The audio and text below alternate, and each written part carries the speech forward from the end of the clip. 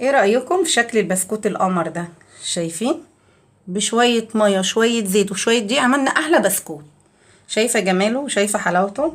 مقاديره سهلة وبسيطة وعلى قد ايدينا. شايفة ظهره؟ بصي البسكوتة،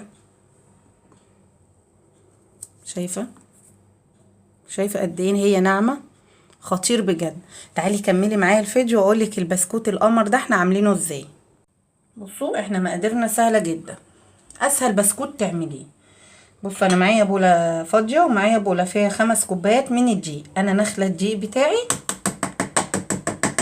اهو بالشكل ده. هنزل على الدقيق بمعلقه كبيره من البيكنج باودر، تبقى معاكي بالشكل ده. دي مش مليانه قوي. هنزل عليها بذره من الملح، حاجه بسيطه كده. البوله دي هنقلبها ونركنها على جنب. زي ما انا قلتلك 5 كوبايات من الدقيق انا نخلاهم خلاص. اما البوله الفاضيه دي هنزل عليها بنص كوبايه من الزيت، كوبايه سمنه نباتي. يا جماعه انا بستخدم سمنه كريستال. يبقى انا نزلت هنا في البوله بنص كوبايه من الزيت. المج اللي انا نزلت بيه ده مج قهوه بمعدل نص المج ده خلاص. دي كوبايه سكر مطحونه، معايا كيس فانيليا. يبقى انا نزلت في البوله هنا كوبايه من السمنه، نص زيت، كوبايه من السكر البودر خلاص. هتدوبيهم كده. احنا ولا محتاجين خلاط ولا اي حاجه، هو يا دوبك لو ما عندكيش كمان مضرب سلكي زي ده تضربي بالمعلقه. شايفين؟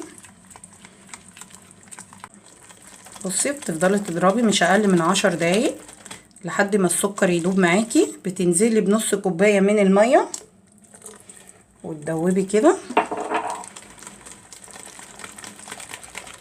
في المرحله دي بننزل بالدقيق، ونفس الكوبايه اللي انا عايرت بيها السمنه والزيت هعاير بيها الدقيق. معايره 5 كوبايات زي ما انا قلت لك.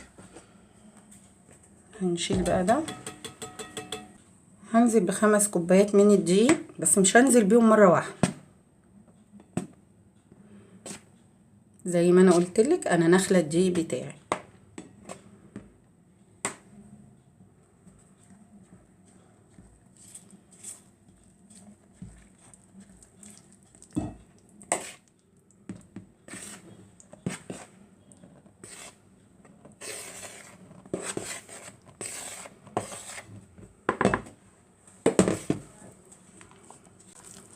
اسهل بسكوت هتعمليه، سهل ومكوناته موجوده في كل بيت.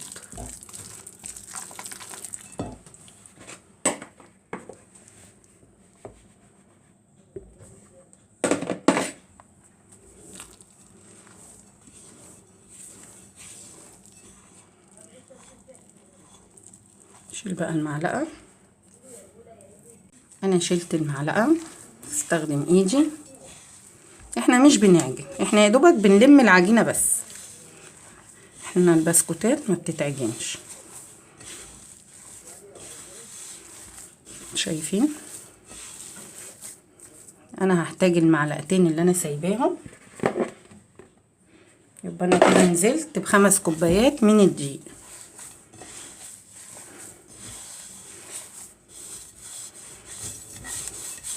من الجناب بتاعتك.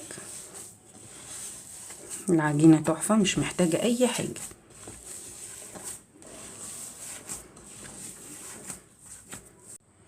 وهي دي شكل العجينه. احنا يا دوبك لميناها، هي مش محتاجه اي حاجه تاني. تاخدي حته عجينه كده صغيره على ايدك، بتلفيها تبقى معاكي بالشكل ده. تحطيها في صاجه. انا الصاجه بتاعتي مش مدهونه اي حاجه. لا دي كبيره شويه.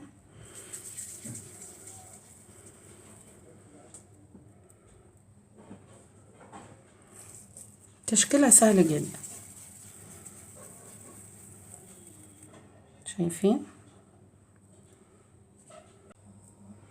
شايفين ال5 كوبايات عملوا معانا كميه حلوه ازاي. بعد ما احنا شكلناهم بالطريقه دي بتجيبي شوكه. كل اللي احنا هنعمله بتدوس عليها دوسه بسيطه كده من الجنب اهي، تطلع معاكي شكلها جميل. وتحفة اهو، ما بعملش فيها اكتر من كده.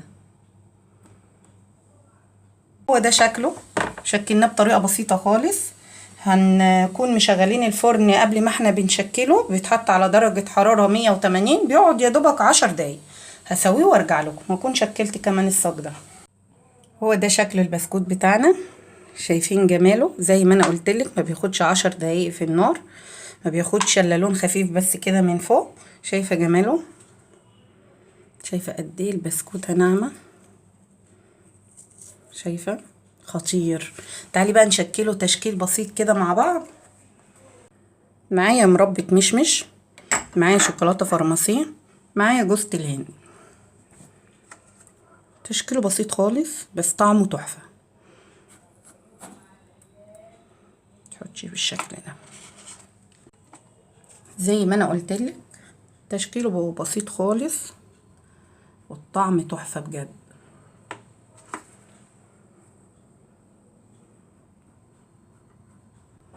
عايزه تسيبيه ساده طعمه جميل جدا، مش محتاج كمان، بس احنا حبينا ندلعهم بس شويه.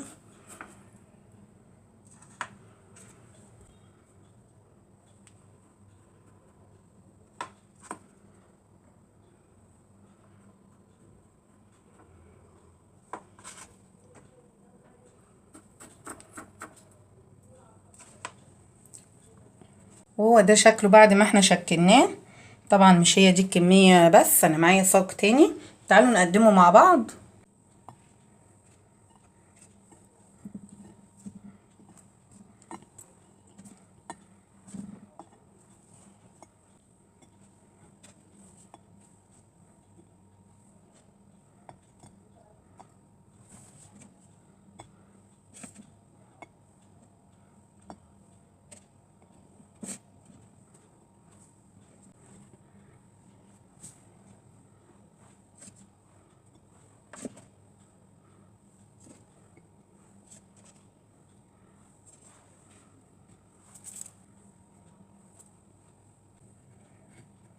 وهو ده شكل البسكوت بتاعنا، شكلناه بطريقه سهله وجميله وبسيطه. يا رب تجربيه ويعجبك.